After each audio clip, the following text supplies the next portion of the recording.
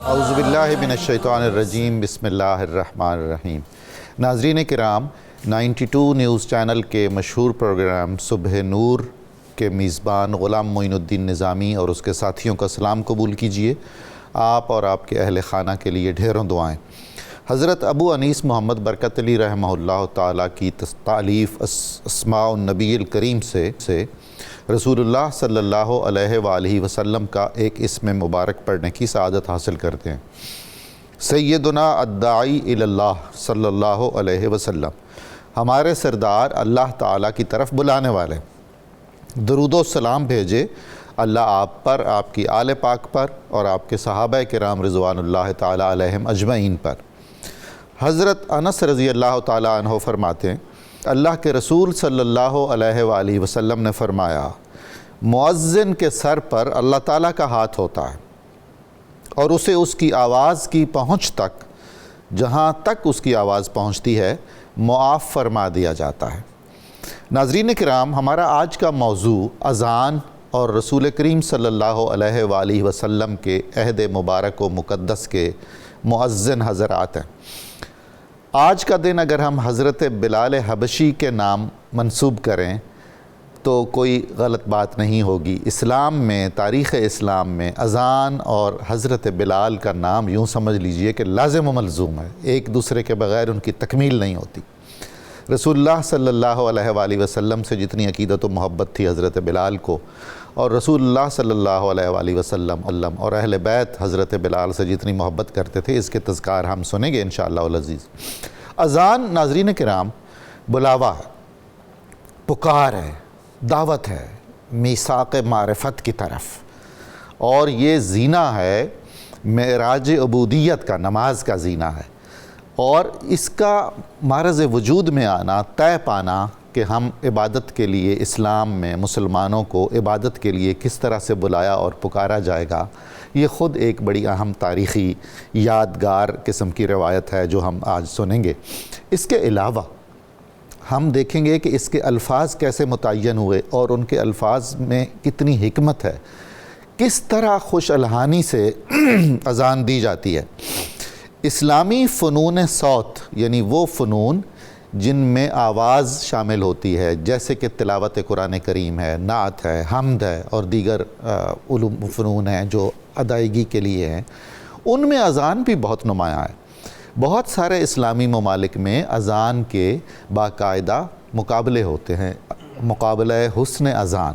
کچھ ممالک ناظرین ایسے بھی ہیں ہمارے ہمسائے میں جنہوں نے اپنے عظیم ترین مؤذنوں کی اذانیں اپنے مذہبی اور ثقافتی ورثے کی نمونے کے طور پر یونیسکو میں رجسٹرڈ کروا رکھی ہیں۔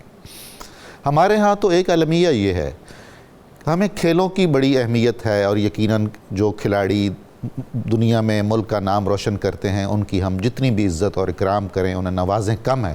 لیکن دوسری طرف یہ جو ہمارے مذہبی علوم اور فنون ہیں، ان میں اگر عالمی سطح پر ہم کوئی اعزاز حاصل کریں ہماری قوم کے نوجوان، تو ہم ان کی طرف وہ توجہ نہیں دیتے، نہ ادارے، نہ اشخاص، نہ افراد، اور یہ بہت ضروری ہے۔ ہمارے کئی قاری، کئی مؤذن پوری دنیا میں مشہور ہیں اور بہت اعلیٰ انعامات جیت کر آتے ہیں، لیکن ہم ان کی وہ پذیرائی نہیں کرتے ہیں جو ان کا حق ہے۔ ہم یہ دیکھتے ہیں کہ اذان کی اہمیت کو علماء نے، مشائخ نے اور مسلم فلاسفرز نے بہت ہی گہرائی میں جا کر بیان کیا ہے، خاص طور پر حضرت علامہ اقبال نے۔ علامہ اقبال کے ہاں ان کے فارسی کلام میں، ان کے اردو کلام میں اذان کی معنویت، اس کی اہمیت اور حیثیت پر اتنی خوبصورت شاعری ملتی ہے کہ جو حق اذان ہے، جو مطالب اذان ہے، اس پر اس سے بہتر انداز میں کسی نے نہیں کہا۔ ناظرین کرام، بہت سارے شہر دنیا میں ایسے ہیں جہاں اذان جب سنی جاتی ہے تو وہ کیف و سرور حاصل ہوتا ہے جس کی کوئی مثال نہیں ملتی، جیسے مکہ مکرمہ ہے، مدینہ منورہ ہے، استنبول ہے، اور بہت سارے خطے ایسے ہیں جہاں اذان کی آواز سنائی نہیں دیتی ہے۔ وہاں کے رہنے والے مسلمانوں کو اس کی کمی محسوس ہوتی ہے۔ اور ناظرین کرام، آخری بات مجھے مہمانوں کے تعارف سے پہلے آپ سے یہ کرنی ہے کہ اذان کے آداب ہیں، اس کی برکات ہیں، اس پر بھی ہم بات کریں گے. تو آپ نے اس پروگرام میں ہمارے ساتھ رہنا ہے. چند ایسی باتیں بھی ہوں گی آج ہم کریں گے جو ہماری روزمرہ کی زندگی میں بہت اہمیت رکھتی ہیں. اذان اور اس کی اہمیت اور رسول اللہ صلی اللہ علیہ وآلہ وسلم کے دور مبارک کے عظیم مؤذنوں پر گفتگو کرنے کے لیے، ان کا تعارف کروانے کے لیے آج ہمارے ساتھ تشریف فرما ہیں. میرے بائیں طرف تشریف رکھتے ہیں محترم پروفیسر محمد سعید احمد خان صاحب. آپ کو خوش آمدید کہتا ہوں. ان کے ساتھ تشریف فرما ہے ڈاکٹر شبیر احمد جامی صاحب.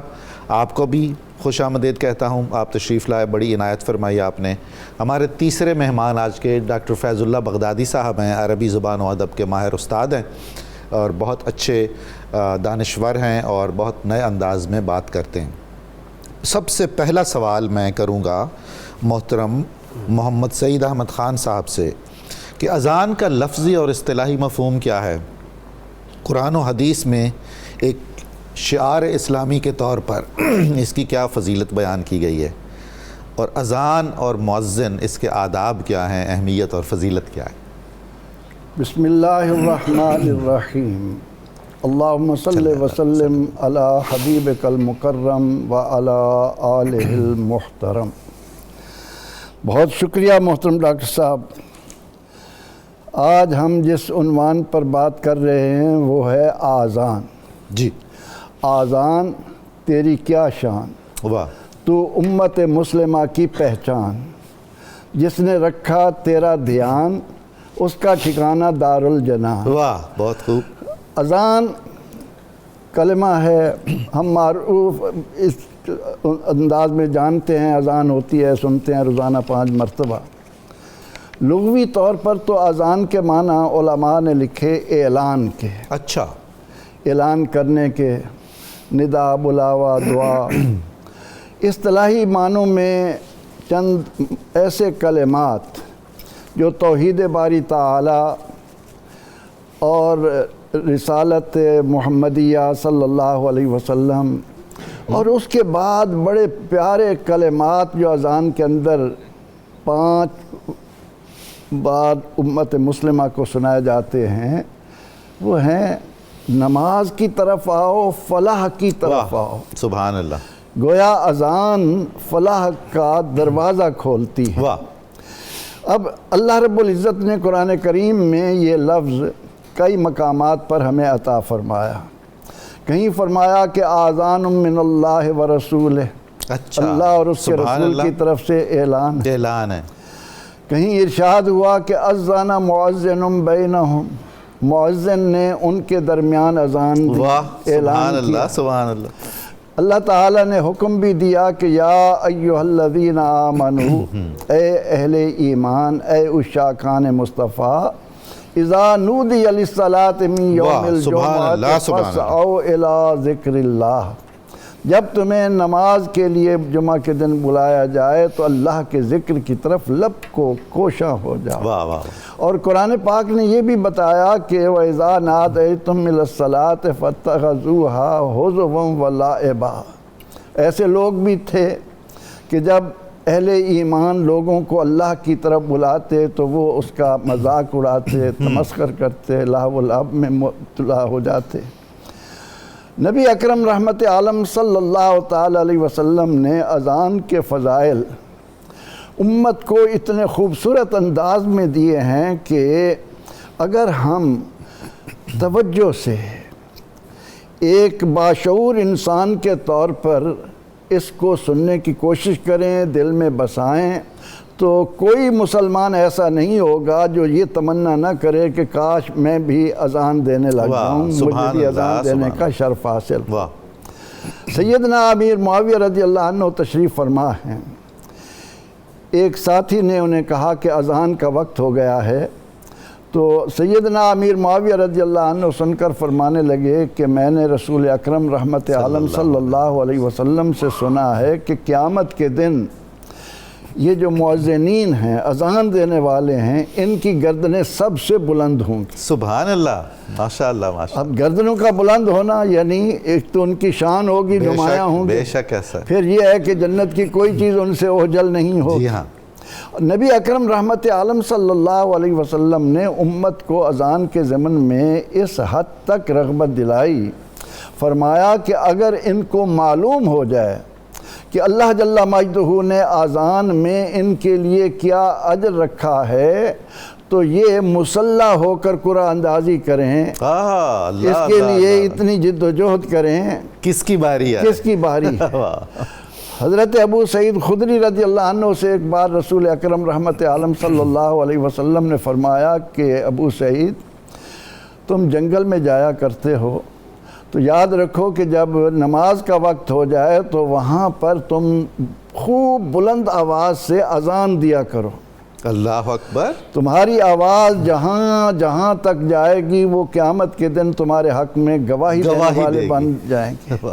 اب اللہ تعالیٰ نے مؤذنین کے لیے اذان کے ضمن میں جو ان کا مرتبہ اور مقام بلند رکھا ہے اس کی وجہ یہ ہے کہ مؤذن جب اذان دیتا ہے اور اس کے اذان دینے کے بعد اس کے بلاوے پر جتنے لوگ نماز کے لیے آتے ہیں ان کا ثواب بھی ان کو انفرادی طور پر جو اجر مل رہا ہوتا ہے وہ اجتماعی طور پر اللہ تعالیٰ مؤذن کے کھاتے میں لکھ دیتا ہے۔ کیا بات ہے، سبحان اللہ، سبحان کیا۔ اور مؤذن کے لیے یہ اجر و ثواب اس کے ساتھ ساتھ پھر یہ کہ جہاں جہاں تک اس کی آواز گونج رہی ہے وہاں تک جو بھی کائنات کی چیزیں ہیں، فضا ہے، درخت ہیں، روشنی ہے، یہ مٹی ہے، پہاڑ ہیں، دیواریں ہیں، چھتیں ہیں، جو چیز بھی ہے وہ قیامت کے دن اس کے حق میں گواہ بن رہی ہے،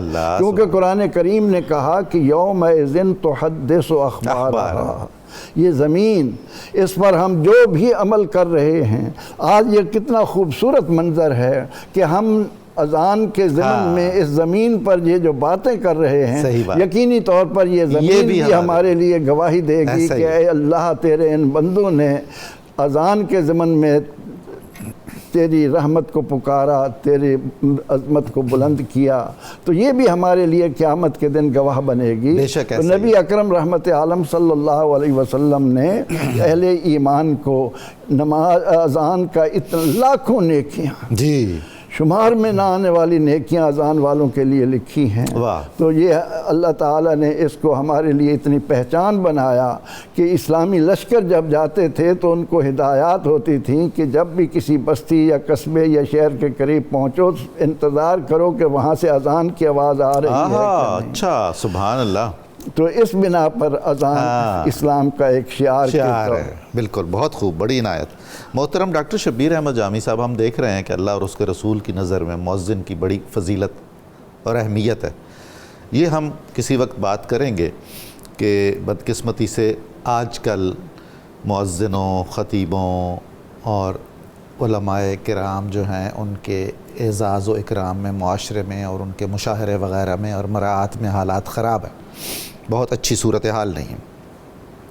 لیکن آپ ہمیں یہ بتائیے کہ اذان کا تعین کیسے ہوا اسلام میں، اور کیا وہ ایمان افروز واقعہ ہے، اس میں مشاورت بھی ہے اور اس میں طے ہوا مشورے سے کہ یوں پکارا جائے گا مسلمانوں کو اپنی عبادت کی طرف؟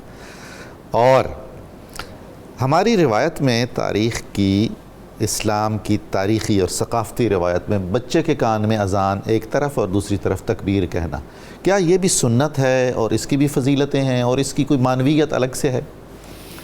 بسم اللہ الرحمن الرحیم۔ بہت خوبصورت باتیں ہو رہی ہیں اذان کے حوالے سے، آپ نے بڑی اچھی تمہید فرمائی، پروفیسر صاحب نے بڑی خوبصورت باتیں کی۔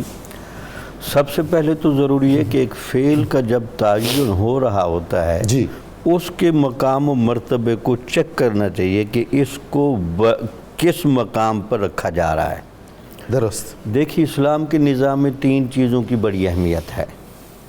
عقیدے کی اپنی جگہ گہری اہمیت ہے، بے شک۔ نیت کی اپنی جگہ گہری اہمیت ہے، عمل کی اپنی جگہ گہری اہمیت۔ صحیح۔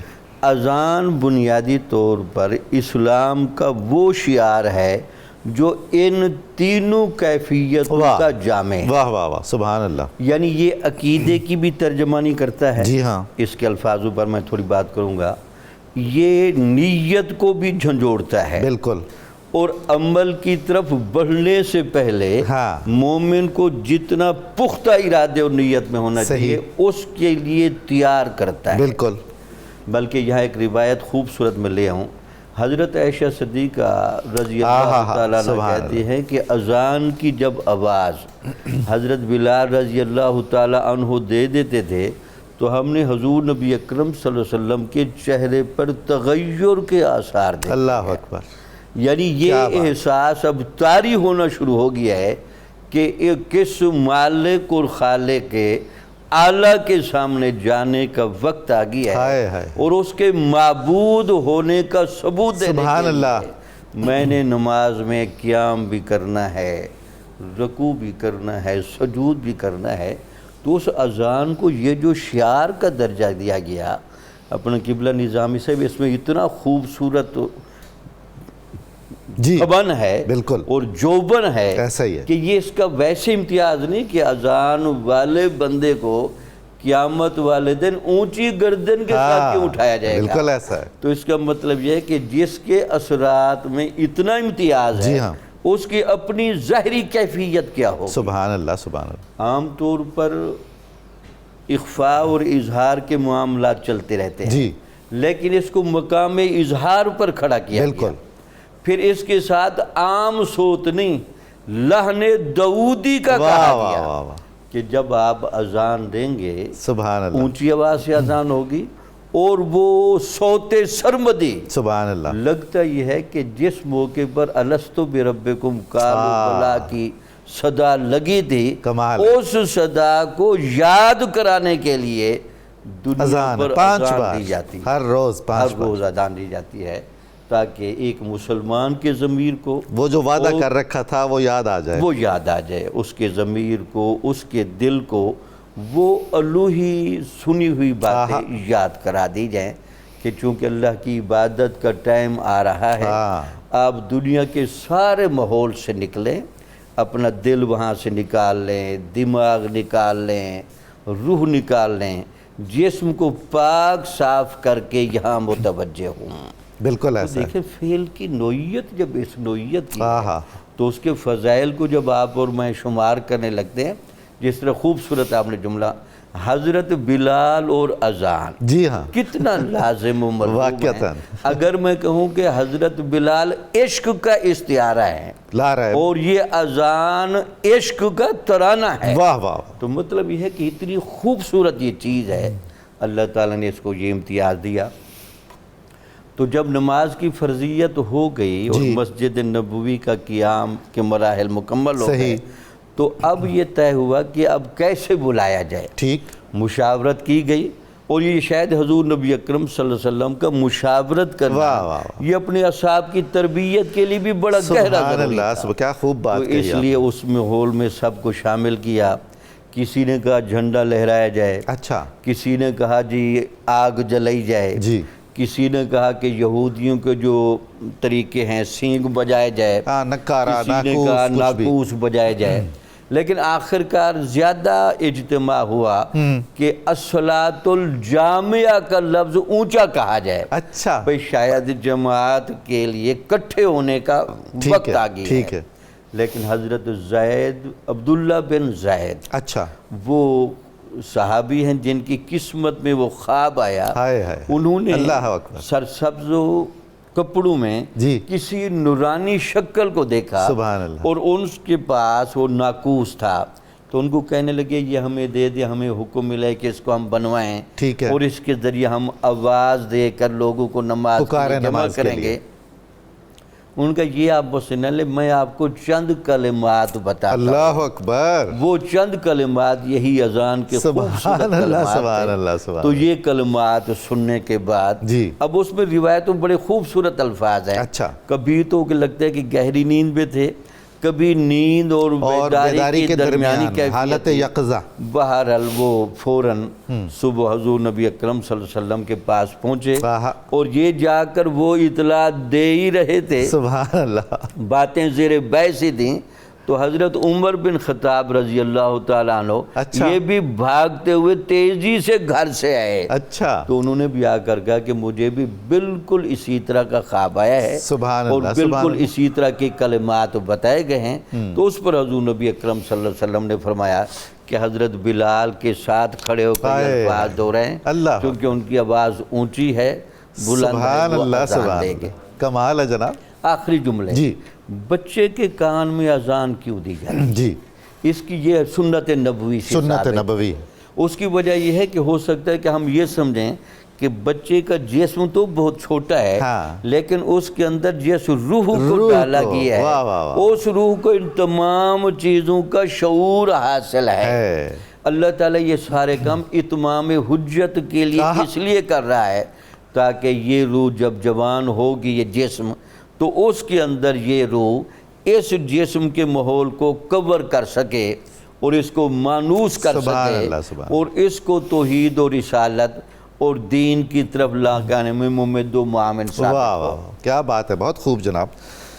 محترم ڈاکٹر فیض اللہ بغدادی صاحب، جب یہ تصور کیا جائے کہ رسول اللہ صلی اللہ علیہ وآلہ وسلم کا زمانہ ہے، آپ کا دیدار عام ہے، دولت دیدار لٹ رہی ہے عاشقان مصطفیٰ میں، اور جو رسول اللہ صلی اللہ علیہ وسلم کے مؤذنین ہیں مختلف 4 بڑے نام ہمیں ملتے ہیں، جی وہ اذان دیتے ہیں، اور جب وہ رسول اللہ کا اسم مبارک لیتے ہیں اذان میں تو چہرہ مصطفی کی زیارت بھی کرتے ہیں، کیا شان ہوگی اس وقت۔ جی تو سید المؤذنین حضرت بلال کا ذکر ہو جائے، جن پر علامہ اقبال نے بھی 2 نظمیں لکھی ہیں، اور سارے عشاق مصطفیٰ ان کو خراج تحسین پیش کرتے ہیں، ان جیسا کون ہوگا؟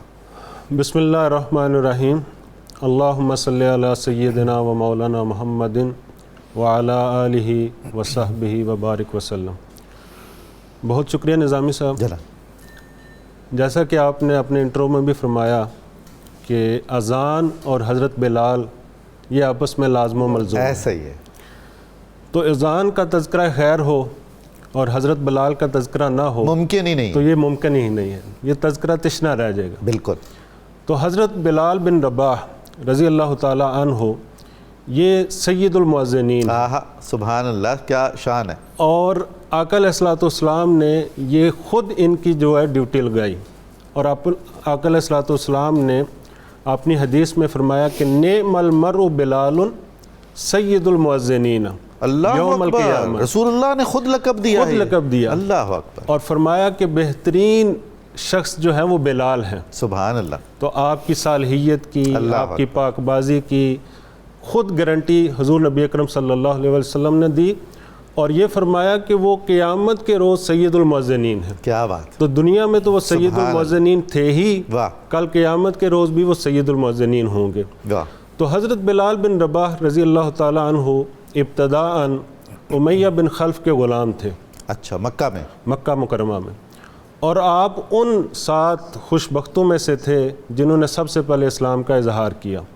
سبحان تو اس اللہ، وقت سابقون الاولون، سابقون الاولون میں سے تھے۔ اللہ اکبر، تو اس وقت جو مکہ کے سرداران تھے جی، ان کے لیے تو آزاد لوگوں کا اسلام قبول کرنا گوارا نہیں تھا، چاہے جائے کہ ایک غلام جو ہے وہ اسلام قبول کرے اور اس اسلام کا اظہار کرے۔ صحیح، تو اس کی پاداش میں امیہ بن خلف نے آپ پر طرح طرح کے ظلم و ستم ڈھائے، ٹھیک ہے، آپ کو قید خانے میں ڈالا، آپ کو جو ہے وہ تپتی ریت پر لٹا دیتے، سینے جو پر جو ہے انتہا ہو سکتی تھی، جو ظلم و انتہا ہو ستم سکتی کی تھی وہ ہو کی اس نے۔ کی انہوں نے، اور وہ یہ چاہتے تھے کہ یہ جو ہیں وہ پلٹ کر اسی دین کی طرف آ جائیں اور لات و حبل کو پکاریں۔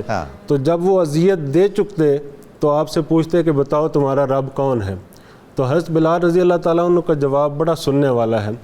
آپ یہ نہیں فرماتے تھے کہ میرا رب اللہ ہے، ٹھیک ہے، بلکہ فرماتے تھے کہ میرا رب وہی ہے جو محمد کا رب ہے۔ سبحان اللہ، سبحان اللہ۔ تو یہاں سے آپ نے اپنے عقیدے کا بھی اظہار کر دیا، کمال ہے بھائی، کہ ہمیں کیا پتا کہ رب کون تھا، واہ واہ، تو ہمیں تو حضور نے رب کا بتایا تو ہم نے رب کو مان رب ہے لیا۔ ہمارا، تو گویا یہ ان کا عقیدہ تھا، اور دوسرا یہ انہوں نے بتا دیا کہ اگر رب کی طرف جانا ہے تو یہ طریقہ یہی ہے کہ محمد کی طرف سے ہو کر صلی جانا۔ اللہ علیہ وآلہ وسلم۔ تو جب یہ اذان کی مشروعیت ہو چکی اور حضرت عبداللہ بن زید کو جو خواب آئی، اس کے بعد اذان پر اتفاق ہوا، تو حضور نبی اکرم صلی اللہ علیہ وآلہ وسلم نے حضرت عبداللہ بن زید کو فرمایا کہ آپ یہی کلمات کی تلقین بلال کو کرو۔ اچھا، اس کی وجہ کیا تھی؟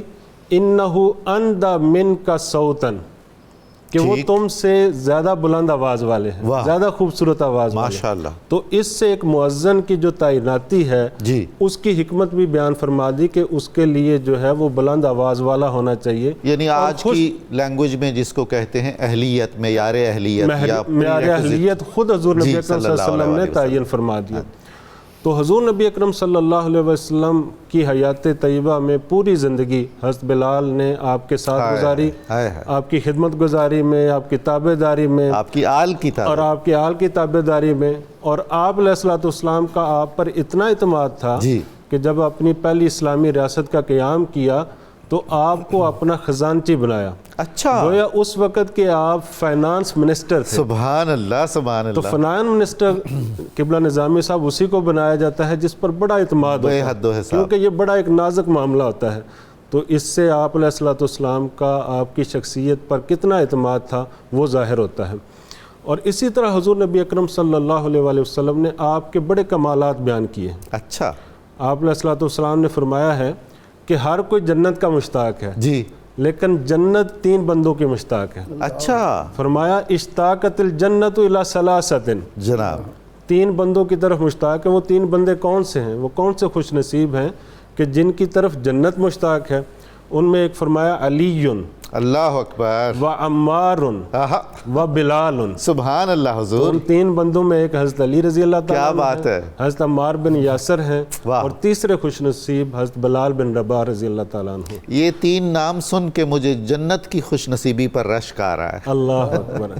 اور یہیں بات ختم نہیں ہوئی، بلکہ حضور نبی اکرم صلی اللہ علیہ وسلم نے تو یہاں تک فرمایا کہ بلال مجھ سے بھی پہلے جنت میں جائے۔ اللہ، یہ ان کا کرم ہے جی۔ صحابہ نے اس پر بڑا تعجب کیا کہ بلال آپ سے بھی پہلے یا رسول اللہ جنت میں جائیں گے؟ واہ واہ، فرمایا میں جس سواری پر سوار ہوں گا اس کی مہار بلال نے سبحان بکی ہے، اللہ، سبحان جو بلال جو ہے وہ مجھ سے بھی پہلے جنت میں داخل ہوں گے۔ تو اسی طرح حضور نبی اکرم صلی اللہ علیہ وسلم نے فرمایا کہ سعادت السودان اربعۃ، جی، جو سیاہ فام ہے نا ان میں سے 4 بندے سردار ہیں۔ کیا شان ہے بھائی، ان میں سے ایک فرمایا لقمان، اللہ اکبر، دوسرا فرمایا نجاشی، اللہ اللہ، تیسرا فرمایا بلال، اور چوتھے فرمایا مہجہ۔ سبحان اللہ۔ یہ حضور نبی اکرم صلی اللہ علیہ وسلم سبحان کے اللہ، صحابہ میں سے ہیں حضرت مہجہ۔ دنیا کا کوئی تمغہ نہیں پہنچ سکتا اس شان تک۔ واہ واہ۔ تو حضرت بلال رضی اللہ تعالیٰ نے حضور نبی اکرم صلی اللہ علیہ وسلم کی پوری حیات طیبہ میں یہ اذان کا فریضہ سر انجام دیا، کیا بات، چاہے وہ آپ سفر میں ہوں چاہے حضر میں ہوں، ہر جگہ آپ نے حضور نبی اکرم صلی اللہ علیہ وسلم کے مؤذن کی ایک کوئی مسئلہ سین اور شین کا بھی تھا؟ جی بالکل۔ تو آپ شین کی بجائے سین ادا کرتے تھے، لیکن لہجہ اس طرح سے تھا؟ لہجہ اس طرح سے تھا، لیکن محبت سے ادا کرتے تھے تو وہ قبول تھا۔ واہ واہ واہ، تو جب حضور نبی اکرم صلی اللہ علیہ وسلم کا وصال مبارک ہو گیا جی، تو آپ نے جو ہے وہ مدینہ کو چھوڑنے کا ارادہ کر لیا۔ رہنا مشکل ہو گیا ہجر ہوگا، فراق و فراق کی وہ کیفیت برداشت نہیں ہو پا ایسا رہی ہی تھی، ہے۔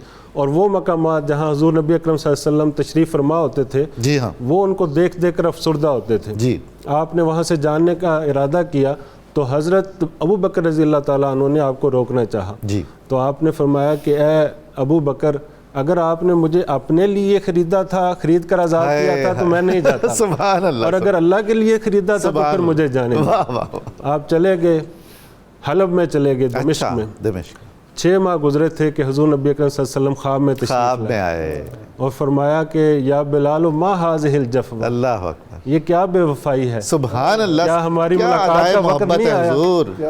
تو آپ وہاں اٹھے پریشانی کے عالم میں، فوراً عازم سفر ہوئے، مدینہ منورہ میں تشریف لے آئے، جگہ جگہ آ کے حضور نبی اکرم صلی اللہ علیہ وسلم کو ڈھونڈنے لگے، لیکن کہیں نظر نہ آئے۔ تو بالآخر آپ نے قبر مبارک پر آپ کو خود کو آ کے گرا لیا۔ تو جب ہوش آیا تو تمام صحابہ کرام وہاں کھڑے تھے۔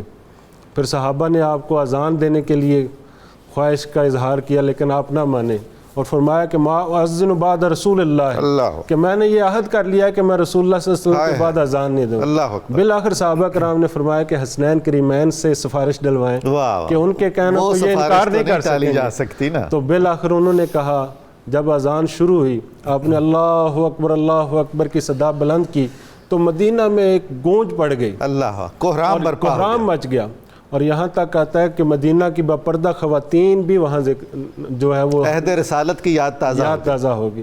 تو شاید حضرت علامہ اقبال نے اسی طرف اشارہ فرمایا تھا کہ اذاں ازل سے تیرے عشق کا ترانہ بنے. کیا بات.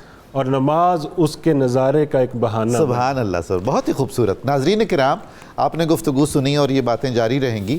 ہمیں ایک مختصر سا وقفہ لینا ہے درود پاک سننے کی سعادت حاصل کرنے کا. دوبارہ ملتے ہیں، آپ ہمارے ساتھ رہیے گا.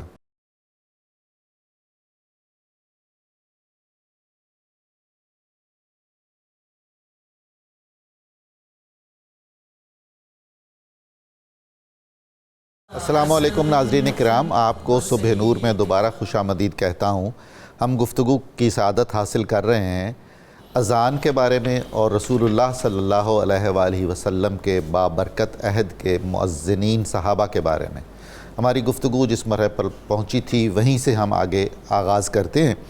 میں پروفیسر محمد سعید احمد خان صاحب سے عرض کرتا ہوں کہ ایک اور مؤذن رسول ہیں حضرت عبداللہ بن ام مکتوم.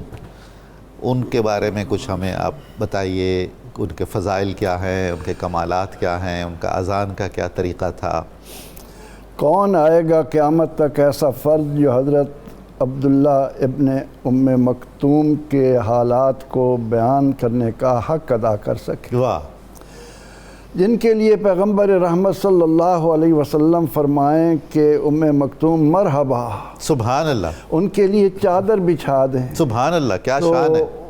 ان کا ذکر پاک اور ایسے حالات میں آذان کے ضمن میں ایک بات عرض کرتا چلوں ناظرین کے لیے کہ رسول اللہ صلی اللہ علیہ وسلم نے ان اہل ایمان کے لیے جنت کی بشارت دی ہے کہ جن کے دل مسجدوں میں لٹکے ہوئے ہوں. اللہ اکبر، اللہ اکبر.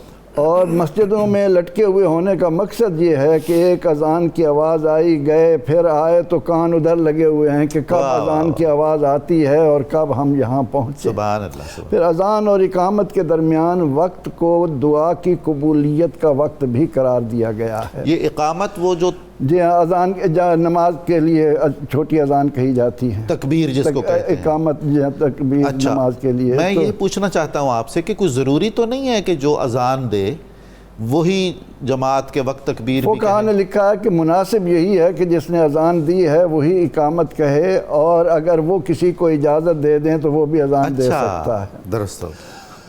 حضور سید عالم صلی اللہ علیہ وسلم کے مؤذنین میں سے ابن ام مکتوم جی تیرے نصیب پر قربان جائیں کہ تجھے رسول اللہ صلی اللہ علیہ وسلم فرمائیں کہ یہ ام مکتوم وہ ہے کہ جس کے لیے اللہ نے قرآن نازل کیا. یہ سیدہ خدیجۃ الکبریٰ سلام اللہ علیہا کے پھوپھی زاد بھائی ہیں. اچھا. ان عزیز داری بھی ہے. واہ. لیکن ان کے لیے ایک اعزاز جی جو میں عرض کرنے لگا ہوں، توجہ چاہوں گا کہ اس بات کو خوب توجہ کے ساتھ دل میں جگہ دی جائے. قرآن پاک کی ایک سورہ مبارکہ ہے عبس وتولی ان جاءہ الاعمی وما یدریک لعلہ یزکیٰ. سبحان اللہ. اب یہ جو سورہ مبارکہ ہے عہد فاروقی میں یہ بات قابل غور ہے. جی. ایک مسجد کا امام روزانہ فجر میں اس نیت سے پڑھتا تھا کہ معاذ اللہ اس میں اللہ رب العزت نے اپنے نبی اکرم رحمت عالم صلی اللہ علیہ وسلم کو زجر و توبیخ فرمائی ہے. اچھا. فاروق اعظم رضی اللہ عنہ نے اس کو امامت سے ہٹا دیا کہ یہ مسلمان ہی نہیں ہو سکتا کہ جو اس نیت سے اس سورہ مبارکہ کو پڑھتا ہو. اللہ اکبر. اب حضرت ام مکتوم چونکہ آنکھوں کی بینائی سے اللہ تعالیٰ نے ظاہری بینائی عطا نہیں کی تھی، دل کی بینائی عطا ہوئی. یہ بھی السابقون الاولون میں بھی ہیں، ہجرت والوں میں بھی ہیں، اصحاب صفہ میں بھی ہیں. سبحان اللہ. کتنے اعزاز اللہ تعالیٰ نے ان کی ذات میں شامل کیے ہیں. لیکن نابینا ہونے کی بنا پر ان کی عادت مبارکہ تھی کہ جب بھی نبی اکرم رحمت عالم صلی اللہ علیہ وسلم کی خدمت میں تشریف لاتے تو زور سے عرض کرتے کہ علمنی ما علمک اللہ. اللہ اکبر. یا رسول اللہ، اللہ نے جو آپ کو علم دیا ہے، آپ کو جو باتیں سکھائی ہیں، مجھے بھی بتا دیجیے. کتنا شوق تھا کہ تازہ ترین. اب ایک مرتبہ ایسا ہوا کہ رحمت عالم صلی اللہ علیہ وسلم کے پاس مکہ کے رؤساء موجود ہیں. ابو جہل بھی ہے، امیہ بن خلف بھی ہے، ابی بن خلف بھی ہے. تو آپ پوری توجہ کے ساتھ ان کو دین کی تعلیمات دے رہے ہیں. صحیح. اتنے میں ام مکتوم آ گئے. اب وہ ظاہری طور پر چونکہ نہیں دیکھ سکے تھے، ورنہ تو انہیں معلوم تھا کہ اس بارگاہ کے آداب کیا ہیں، یہاں تو اونچی آواز نہیں نکالنی. تو انہوں نے اپنی عادت کے مطابق یہ کہنا شروع کیا. اب اس کو سن کر پیغمبر رحمت صلی اللہ علیہ وسلم کے رخ انور پر ناگواری کے آثار نمودار ہوئے. اس میں بھی حکمت ہے. وہی میں عرض کرتا ہوں کہ جب وہ ناگواری کے آثار نظر ہوئے تو پروردگار عالمین نے ان اداؤں کو قرآن کا حصہ بنا کمال دیا. ہے. واہ سبحان اللہ. اس طرف آخر ہماری دھیان کیوں نہیں جاتا؟ کیونکہ آپ صلی اللہ علیہ وسلم کی زبان اقدس سے نکلنے والا ایک ایک حرف ما ینطق عن الہوا کے مطابق اللہ کا ہے. بے شک و شبہ. نبی اکرم رحمت عالم صلی اللہ تعالی علیہ وسلم کی لب اقدس سے کوئی حرف نکلے اللہ اس کی قسم کھاتا ہے وقیل ہی. بالکل. تو جب قرآن میں یہ مثال موجود ہے کہ آپ جب نماز کی حالت میں بار بار اپنے رخ زیبا کو آسمان کی طرف اٹھا رہے ہیں تو اللہ تعالیٰ نے ان اداؤں کو قرآن کا حصہ بنا دیا. اب یہاں عبس وتولی میں بھی یہی راز ہے. ادا محفوظ ہو گئی. اللہ رب العزت نے ان اداؤں کو قرآن کا حصہ بنا دیا. اس لیے نبی اکرم رحمت عالم صلی اللہ علیہ وسلم حضرت ابن ام مکتوم کی عزت فرماتے تھے کہ ان کی وجہ سے اللہ نے قرآن اتارا ہے. اور پھر حضرت ام مکتوم کو نبی اکرم رحمت عالم صلی اللہ علیہ وسلم نے مؤذن ہونے کا تو اعزاز دیا ہی، لیکن 13 غزوات میں اپنی نیابت کا اعزاز، مدینہ منورہ میں سبحان اللہ، اپنی نیابت کا اعزاز 13 بار. کمال ہے. نبی اکرم رحمت عالم صلی اللہ تعالی علیہ وسلم نے حضرت ام مکتوم کو دیکھ کر ان کے نصیبے کو کہاں سے کہاں تک. کمال ہے سبحان اللہ. بہت ہی خوب، آپ نے بڑا نوازش فرمائی. محترم ڈاکٹر شبیر احمد جامی صاحب قبلہ، حضرت سعد بن عائذ بھی مؤذنین رسول صلی اللہ علیہ وآلہ وسلم میں ایک نمایاں نام ہے. ان کے بارے میں آپ ہمیں آگاہ کیجئے، ہم لوگ زیادہ جانتے نہیں ہیں ان کے بارے میں. حضرت سعد القرظ بن عائد رضی اللہ تعالی عنہ کو بھی یہ سعادت ملی کہ حضور نبی اکرم صلی اللہ علیہ وسلم کے مؤذنین میں، اچھا، بلکہ بعد میں جو مسجد نبوی کے مؤذن حضرت بلال رضی اللہ تعالیٰ عنہ کے جانے کے بعد بنے، وہ آپ کی اولاد بڑے زمانے تک یہاں مؤذن کے منصب پر رہی. سبحان اللہ سبحان اللہ. تو قبلہ نظامی سے بڑی گہرائی ہوتی ہے طبیعت میں. ان کے مؤذن بننے کا جو تقرر ہے وہ اتنا خوبصورت ہے. حضور نبی اکرم صلی اللہ علیہ وسلم مسجد قباء میں جاتے تھے تو جب آپ تشریف لے جاتے تو حضرت بلال رضی اللہ تعالیٰ عنہ اکثر آپ کے ساتھ ہوتے تھے تو وہ اذان دیتے تھے. اچھا. ایک دفعہ ایسا ہوا کہ حضور نبی اکرم صلی اللہ علیہ وسلم وہاں چلے گئے، حضرت بلال نہیں تھے. ٹھیک ہے. اور وہاں کے کچھ لوگوں نے آپ کی آمد اور تنہائی کو فائدہ اٹھانے کے لیے اور نقصان پہنچانے کے لیے جب ماحول حضرت سعد بن عائذ نے محسوس کیا، اچھا، تو انہوں نے ایک جانب کھڑے ہو کر بڑی اونچی آواز سے اذان دی. سبحان اللہ سبحان اللہ. تو حضور نبی اکرم صلی اللہ علیہ وسلم نے پوچھا کہ آپ نے یہ اذان کیوں دی ہے؟ بہت اہم بات ہے. تو آپ نے بتایا کہ آپ کی ہمیں حفاظت مقصود ہے، باقی صحابہ کو بتانے کے لیے میں نے اذان دی ہے کہ وہ سمجھ جائیں کہ اذان دینے کی کوئی وجہ ہوگی. تو پھر حضور نبی اکرم صلی اللہ علیہ وسلم نے ان کے باقاعدہ سر پر پیار سے ہاتھ پھیرا. سبحان اللہ سبحان اور ساتھ کہا کہ آپ نے یہ بہت اچھا کیا کہ لوگوں کو اب میری آمد کی خبر ہو گئی ہے، اب لوگ یہ اذان کی آواز سن کر آ جائیں گے. تو اذان قبلہ نظامی صاحب یہ خوف کے موقع پر، واہ واہ واہ، کرونا کے ہنگامی حالات میں، جنگل میں آپ کہیں پھنس گئے اور حالات نہیں نظر آ رہے، وہاں اذان دے سکتے ہیں. واہ. لا علاج مریض کے سامنے بھی اذانیں دی جاتی ہیں. سبحان اللہ. حتیٰ کہ قبور پر بھی صاحب قبر کو یاد دہانی کرانے کے لیے کہ حساب و کتاب کا وقت قریب ہے، اذان دی جاتی ہے. اچھا. تو یہ ایک ہمارے معاشرے میں اذان کے ساتھ یہ وابستگیاں رہی ہیں تاکہ یہ اذان دینے کے مختلف قرائن ہیں اور یہ ثابت ہیں. حضرت سعد بن عیض کے طریقے سے واہ واہ واہ، کہ انہوں نے حضور نبی سبحان اکرم اللہ، صلی اللہ علیہ وسلم کے اس کوئی شک نہیں، حفاظت کے موقع پر یہ اذان کیا دی۔ بات، تو اس کے بعد جب حضور نبی اکرم صلی اللہ علیہ وسلم نے ان کو مسجد قباء کا مؤذن مقرر فرمایا، اچھا اور جب حضرت بلال رضی اللہ تعالیٰ عنہ کہیں کام کے لیے چلے جاتے تھے تو مسجد نبوی میں پیچھے اچھا، حضرت سعد بن عیض اذانیں دیتے تھے۔ تو حضرت بلال رضی اللہ تعالیٰ عنہ کے جانے کے بعد جی، حضرت سعد بن عیض ہی وہ اذانیں دیتے رہے یعنی دور صدیقی میں اور بعد تک بعد اپنی تک، زندگی، یعنی یہ حضرت عمر بن عبدالعزیز کے زمانے تک اللہ قرائن ملتے ہیں اکبر، کہ یہ رہے ہیں، اللہ اکبر، اور 76 تک ان کا زمانہ ملتا ہے۔ ماشاءاللہ ماشاءاللہ، تو طویل یعنی عمر اللہ اس تعالیٰ نے زمانے عطا تک فرمائی۔ یہ آپ کا وہاں ایک نظام رہا۔ تو بہرحال یہ ان کے حصے میں آئی۔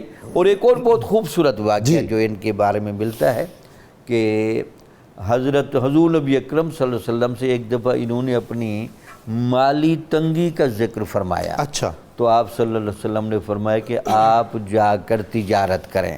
ٹھیک ہے، اب جب یہ تجارت کے لیے جائے، ان کے نام کے ساتھ جو القرض کا لفظ لکھا ہے، تو قرض نام کا کوئی درختوں کے پتے ہوتے ہیں اچھا جی، جس سے کھالوں کے ساتھ دباغت کی جاتی تھی، ٹھیک ہے، رنگا جاتا ہے، رنگا جاتا تھا۔ تو انہوں نے وہ قرض کے پتے لیے اور ان کی خریداری کی تو ان کو بہت زیادہ فائدہ ملا۔ کیا بات ہے، تو اس کی حضور نبی اکرم صلی اللہ علیہ وسلم سبحان کو اطلاع دی تو آپ نے بہت وافر دعاؤں کے ساتھ ان کو نوازا۔ واہ، تو کیا رنگ ہوگا بے شک، کہ کہتے ہیں کہ روایات میں یہاں تک بھی ہے کہ جتنے بھی مؤذنین رسول ہیں جی جب حضور نبی اکرم صلی اللہ علیہ وسلم قبر مبارک سے اٹھائے جائیں گے، جی، پھر آپ کے صحابہ اور یہ مؤذنین اٹھائے جائیں گے، ہائے ہائے، یہ چاروں مؤذنین اذانیں دیتے ہوئے اٹھائے جائیں سبحان اللہ سبحان گے۔ اس اللہ، وقت کیا رنگ ہوگا، سبحان کیا سما واہ ہوگا واہ، کہ صحابہ میں یہ چنیدگی اور انتخاب کا رنگ اللہ نے کن کے حصے میں رکھا۔ واہ، سبحان یہ اللہ بڑا سبحان گہرا اللہ۔ رنگ۔ جناب والا ڈاکٹر فیض اللہ بغدادی صاحب، مؤذنین رسول صلی اللہ علیہ وآلہ وسلم میں حضرت ابو محذورہ کا اسم گرامی بھی جی بالکل، شامل ہے، اور ان کا ایمان لانے کا واقعہ اور وہ سارا اذان کی اہمیت ان کی زندگی میں، اور ان کی احوال زندگی اور ان کے فضائل کچھ ارشاد فرمائیے اس موضوع پر۔ جی ڈاکٹر صاحب، حضرت ابو محذورہ رضی اللہ تعالیٰ عنہ کے نام نامی میں تذکرہ نگاروں کا اختلاف ہے۔ جی، بعض نے ان کا نام اوس لکھا ہے، بعض نے ان کا نام سمر لکھا ہے، ٹھیک ہے، بعض نے ان کا نام سمیر لکھا ہے، لیکن جس چیز پر سب کا اتفاق ہے وہ یہ ہے کہ آپ کی کنیت ابو محذورہ ہے۔ ابو محذورہ، تو آپ رضی اللہ تعالیٰ عنہ مکہ مکرمہ میں ہی پیدا ہوئے ٹھیک ہے، اور وہیں آپ نے وصال فرمایا، اچھا اور فتح مکہ جو ہے سن 8 ہجری تک جی، یہ مسلمان نہیں ہوئے تھے۔ اچھا، تو اس وقت چونکہ حضور نبی اکرم صلی اللہ علیہ وآلہ وسلم نے عام معافی کا اعلان فرما دیا تھا اور فرمایا تھا اذهبوا فانتم الطلقاء، طلقہ، تو تمہیں عام معافی، آج کسی پر کوئی انتقام نہیں ہوگا، جیسے لا یوسف تثریب علیہ علیکم السلام نے اليوم۔ اپنے بھائیوں کو کہا تھا۔ جی، تو جب فتح مکہ ہوئی اس کے بعد غزوہ حنین ہوا۔ غزوہ حنین سے واپسی پر آپ حضور نبی اکرم صلی اللہ علیہ وسلم مقام جیرانہ پر پہنچے اچھا، اور وہاں نماز کا ٹائم ہو گیا۔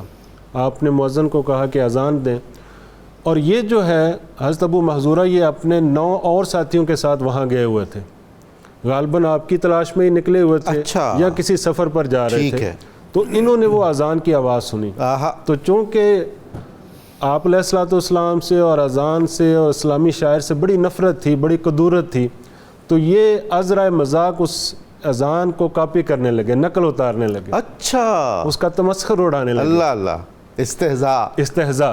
تو حضور نبی اکرم صلی اللہ علیہ وسلم نے ان کی آوازیں سن لیں اور صحابہ کو فرمایا کہ ان کو پکڑ کر لے آئیں۔ واہ، تو صحابہ ان 10 ساتھیوں کو پکڑ کر لے آئے۔ حضور نبی اکرم صلی اللہ علیہ وسلم نے فرمایا کہ تم میں سے کون سا وہ شخص تھا جس کی آواز بڑی خوبصورت تھی واہ واہ، اور بڑی بلند آواز تھی؟ حضور کمال ہے، آپ کا انتخاب تھا، یہ سبحان اللہ سبحان اللہ، نگاہ نبوت کا انتخاب تھا۔ تو باقی تمام ساتھیوں نے آپ کی طرف اشارہ کر دیا کہ یہ وہ شخص ابو محذورہ تھے، کی ابو طرف۔ محذورہ کی طرف۔ تو آپ صلی اللہ علیہ وسلم نے ان کو فرمایا کہ وہی اذان دوبارہ دہراؤ۔ ہاں ہاں، تو چونکہ وہ ابھی اسلام میں تو داخل نہیں ہوئے تھے، وہ کلمات آتے نہیں تھے، تو تو وہ کلمات نہ آنا بھی ان کے لیے باعث رحمت بن گیا اچھا کہ کیونکہ براہ راست آپ علیہ الصلوۃ والسلام کی شاگردی میں چلے گئے سبحان اللہ جناب، کیا کہ خوبصورت حضور بات نبی ہے. اکرم صلی اللہ علیہ وسلم نے اذان کے کلمات خود تلقین فرمائے، کیا بات ہے. اور وہ آپ کے پیچھے پیچھے دہراتے جاتے. سبحان اللہ سبحان. تو یہ اذان کا سننا تھا اور اذان کا پڑھنا تھا کہ قلب ماہیت ہوئی اور دل کی دنیا بدل گئی. اچھا یہی گویا قبول اسلام کی گھڑی بھی تھی. اور اس کے علاوہ حضور نبی اکرم صلی اللہ علیہ وسلم نے آپ کے پشانی کے جو اوپر بال مبارک ہیں جی وہاں سے لے کر ناف تک ہاتھ پھیرا. سبحان اللہ کیا شان وہ ہے ہاتھ کا ہمارے پھیرنا تھا کہ جو نفرت قدورت کیا تھی وہ بات ساری ہے، دور ہو کمال ہے وہ تو پھر. اور عرض کیا کہ یا رسول اللہ اب مجھے یہ ڈیوٹی سونپ دے کہ میں مکہ میں جا کے بھی یہی فریضہ سر انجام دوں. واہ. تو آپ علیہ الصلوۃ والسلام نے اجازت دے دی اور اس کے بعد مکہ مکرمہ میں انہوں نے اذان دینا شروع کر دی. ان کا خود بیان ہے کہ رسول اللہ صلی اللہ علیہ وسلم نے بنو عبد المطلب کے لیے سقایا، جی یعنی حاجیوں کو پانی پلانے کی ڈیوٹی دی. بنو عبد الدار کو حجابہ یعنی دربانی کی ذمہ داری دی، اور ہم کو اذان کی ذمہ داری سونپی. اچھا. اور یہ اذان کی ذمہ داری پھر آپ کی نسلاً بعد نسلاً چلتی رہی. اچھا. اس کے علاوہ آپ کے بڑے فضائل اور کمالات ہیں. حضرت مجاہد اور عطا مشہور تابعی ہیں جی ہاں رحمہم اللہ، وہ فرماتے ہیں کہ ہم اہل مکہ دیگر لوگوں پر 4 شخصوں کی وجہ سے ناز کرتے ہیں. اچھا. وہ 4 شخص کون کون سے ہیں؟ فرماتے ہیں کہ ہمارے فقیہ ترجمان القرآن حضرت عبداللہ ابن عباس ہیں، سبحان اللہ. ہمارے قاری حضرت عبداللہ بن صائب ہیں، واہ واہ واہ. اور ہمارے مؤذن حضرت ابو محذور ہیں، محذورہ. اور ہمارے واعظ حضرت عبید بن عمیر ہیں. سبحان اللہ سبحان. تو ان کا قابل فخر ہستی ہے. عمل فخر تھا. اور ان کا حضور نبی اکرم صلی اللہ علیہ وسلم سے محبت کا یہ عالم تھا کہ حضور نبی اکرم صلی اللہ علیہ وسلم نے جو آپ کے سر مبارک سے لے کر ناف تک ہاتھ پھیرا تھا ید بیضا، اور برکت دی تھی، 3 دفعہ برکت کی دعا کی تھی. اچھا. اور فرمایا تھا اللہم بارک فیہ و بارک علیہ، کمال ہے. کہ اے اللہ اس کے ظاہر پر بھی برکت عطا فرما، باطن اس کے باطن پر بھی برکت عطا فرما. اس برکت کی وجہ سے انہوں نے عمر بار وہ بال نہیں کٹوائے تھے. کیا بات ہے جناب. وہ بال کی لٹ تھی اور گچھا تھا. واہ واہ واہ. تو لوگ کہتے تھے کہ آپ ان کو کیوں نہیں کٹواتے. اب دیکھیں نظامی صاحب، یہ سن 8 ہجری کا واقعہ ہے اور آپ کی وفات جا کے سن 58 ہجری میں ہوئی ہے. اچھا. گویا 50 سال انہوں نے وہ بال ہی نہیں کٹوائے. واہ واہ. اور وہ جب بیٹھتے تھے یا کھڑے ہوتے تھے اور ان بال کو کھولتے تھے وہ زمین پر آ کر لٹک جاتے. سبحان اللہ سبحان. تو یہ آپ کی محبت تھی. اسی طرح ان کی خوشحالانی اتنی تھی کہ جو عرب کے شعراء ہیں جی وہ اپنے کلام میں ان کی آواز کی قسمیں اٹھاتے تھے. واہ واہ واہ واہ. ایک شعر ہے، اللہ اللہ، کیا اچھی بات آپ نے فرمائی. مصعب بن عبداللہ اس کو بیان کر رہے ہیں. کہتے ہیں اما ورب الکعبۃ المستورہ واہ. وما تلا محمد من سورہ اللہ اکبر. والنغمات من ابی محذورہ سبحان اللہ. لأفعلن فعلۃ منکورہ. واہ. کہ کعبہ کا جو غلاف میں چھپا ہوا کعبہ ہے اس کے رب کی قسم. سبحان اللہ. اور حضور نبی اکرم صلی اللہ علیہ وسلم نے جو صورتیں تلاوت فرمائی ہیں ان کی قسم. اور جو نغمات ابو محذورہ نے اذان کی صورت میں بیان کیے ہیں ان کی قسم کہ میں یہ جو فعل ہے بڑا عجیب و غریب فعل ہے، میں اس کو ضرور بضرور ادا کروں گا. تو یہ ان کی سیرت طیبہ تھی اور یہ ان کا حضور نبی اکرم صلی اللہ علیہ وسلم سے لگاؤ تھا اور یہ ان کی اذان کی ذمہ داری تھی جو انہوں نے عمر بھر سر انجام دی. دعا ہے کہ اللہ تعالی ہمیں بھی اس طرح کی نعمتوں سے سرفراز فرمائے. آمین. اور یہ جو ایک المیہ بن گیا ہمارے معاشروں کا کہ اب پیڈ مؤذن آ گئے، جی اس کا یہ نقصان ہوا ہے کہ جو عامت الناس اذان دیتے تھے وہ اس سے محروم رہ گئے. کبھی یہ ہوتا تھا کہ یہ 80s کی بات ہے، جب ہم میٹرک میں تھے تو ہمارے محلے میں تقریباً ہر بندہ ایسا تھا جس نے اذان پڑھی تھی. ہم خود یعنی اذان کا ایک کمپٹیشن ہوتا تھا، ہر کوئی چاہتا تھا کہ وہ اذان ادا کرے. اور بعض اوقات تو لوگ پہلے جا کے وہ مائک کے پاس کھڑے ہوتے تھے اذان دینے کے لیے. لیکن جب سے یہ پیڈ مؤذن کا ایک کلچر آیا ہے تو عامت الناس اس نعمت سے محروم ہو گئے. آپ کا بہت شکریہ آپ سب مہمانوں کا. آپ کی وجہ سے رسول اللہ صلی اللہ علیہ وسلم کے ان مؤذنوں کو ہم نے یاد کیا، ان کے تذکرے سے ہم نے اپنا ایمان تازہ کیا. ناظرین کرام، سموگ کے دن ہیں اور وبائی دن ہوں، کوئی بھی خوف کی حالت ہو، بیماریوں کی کیفیت ہو، تو ایک خاص وظیفہ آپ کی نظر کیا جا رہا ہے. آپ یہ سکرین پر بھی دیکھیں گے، آپ اس کو غور سے سنیے، دیکھیے اور چاہیے تو نوٹ کر لیجئے. یہ وبائی امراض سے حفاظت کا تیر بہدف نسخہ ہے، درود پاک ہے ایک، اللہم صلی علی سیدنا محمد وعلی آل سیدنا محمد بعدد کل داء و دواء و بعدد کل علت و شفاء۔ جتنے سہولت سے پڑھ سکیں یہ بہت اچھا ہے۔ اجتماعی طور پر اگر چند لوگ مل کر پڑھیں تو اور زیادہ برکت ہو جائے گی۔ حضرت علی المرتضیٰ شیر خدا کرم اللہ وجہہ الکریم کا قول مبارک ہے، 3 صفات ایسی ہیں کہ جن کے ذریعے نجات حاصل ہوتی ہے۔ ایک یہ کہ حق اور سچ کو تھامے رکھنا، دوسری یہ کہ باطل سے پرہیز کرنا، اور تیسری یہ ہے کہ نیک کاموں کو رائج کرنے کی کوشش کرتے رہنا۔ ناظرین کرام، آج ہم نے جو گفتگو کی یہ ایک مضمون کی شکل میں آج کے 92 نیوز اخبار میں بھی موجود ہے۔ عذراء کرم آپ مزید چاہیں تو وہاں سے فیض حاصل کر سکتے ہیں۔ پروگرام کی تفصیل جاننے کے لیے صبح نور کے ایکس کو فالو کریں، فیس بک پیج کو لائک کریں، پروگرام کی تفصیل دیکھنے کے لیے ہمارا یوٹیوب چینل سبسکرائب کریں اور اپنی قیمتی رائے سے آگاہ کریں۔